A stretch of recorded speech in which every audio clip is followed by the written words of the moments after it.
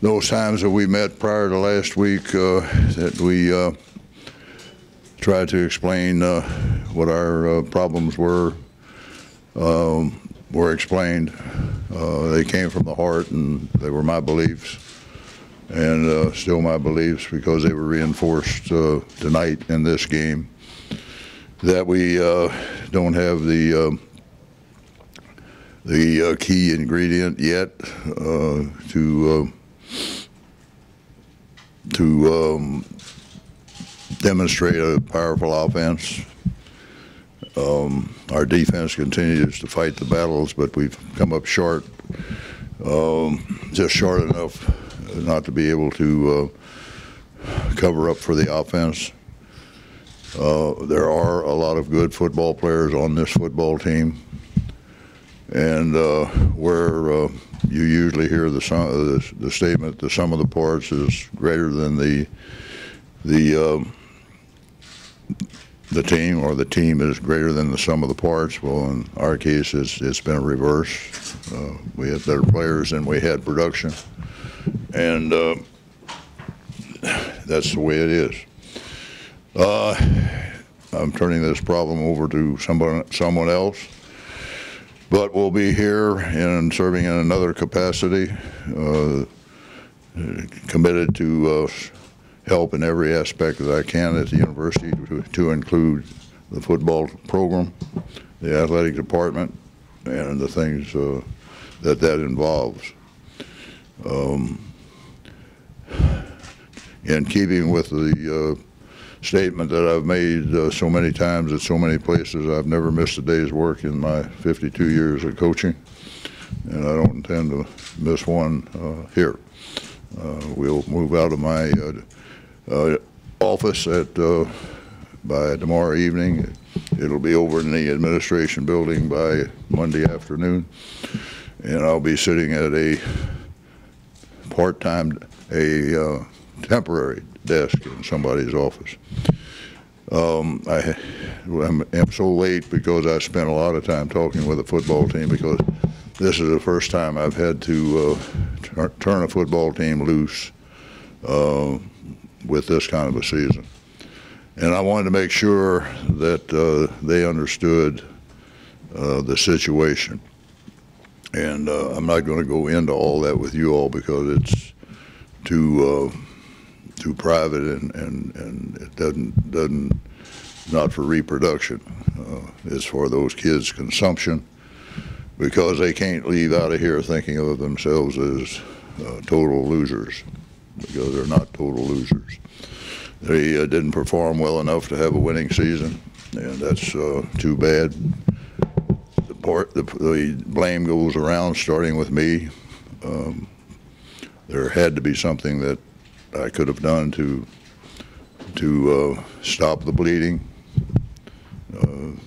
but I wasn't smart enough to figure that out. So I wanted them to know what this year meant to them, and what they have to live with, and what they have to digest and get benefit from.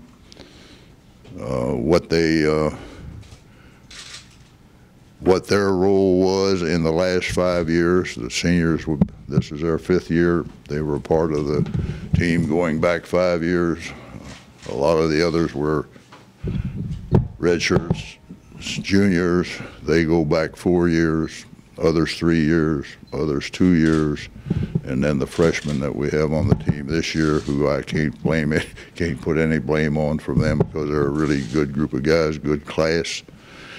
But for those 5-year guys, and 4-year guys, and 3-year guys, and 2-year guys, each of them had a proportional part of the wonderful story that's been played out here. And I'm not going to let them leave here thinking anything less. Their thoughts have to go back to their, what's the famous word for it, the body of work. The body of work is awfully important here, because they are young, impressionable. No football player comes to college without being a dreamer, and a seeker, and they have done that, and I want them to know what I personally value from them being here, and they should too. Now, you all can cut that up however you want to, but that's the important thing to me right now. My three stops that were so ill-advised were for no years, a year and 3 games, and 1 year. God put me out of my misery in a short order. But he also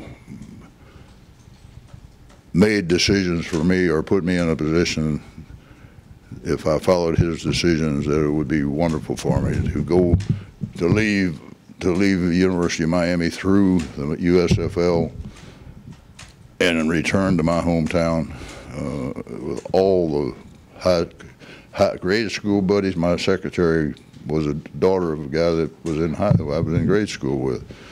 My high school, Paulie Miller, my first coach, and you've heard the story about me getting to New Orleans on the Hummingbird train to play Holy Cross School down there in my freshman year, 14 years old.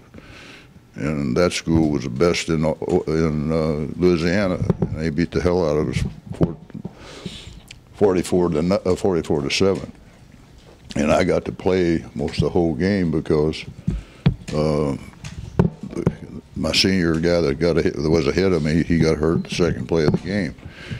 But the point I'm trying to make is, in each of those cases, leaving Miami, ending up at Louisville, having a chance to help my hometown become the finest city on the Ohio River, now outstrip Cincinnati and Memphis and on down to Mississippi, with not only Papa John's Stadium, but the Yum Center.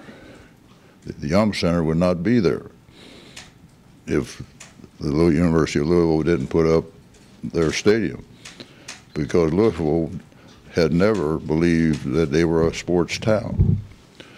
And then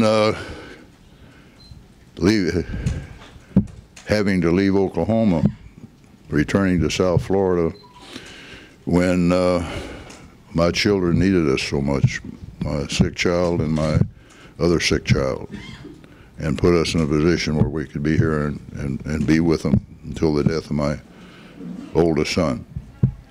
And now I'm here with a successful program established, being asked to continue on in this area.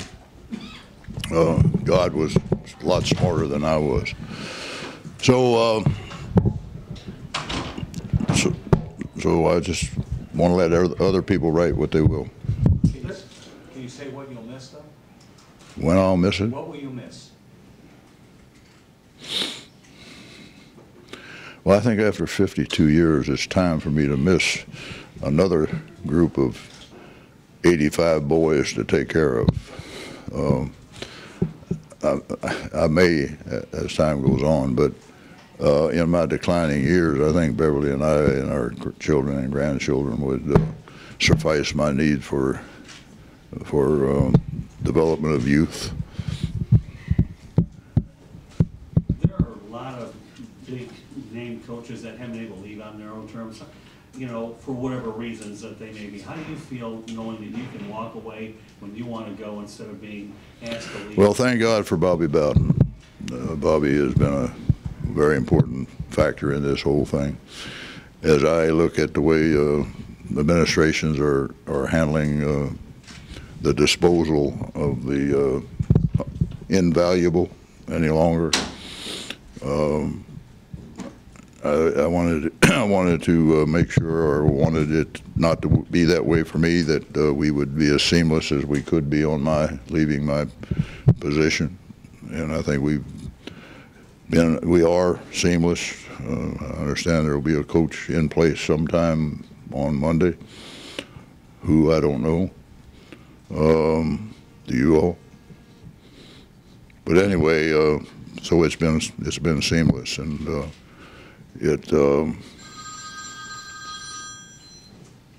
it's a lot better than being guillotine-like.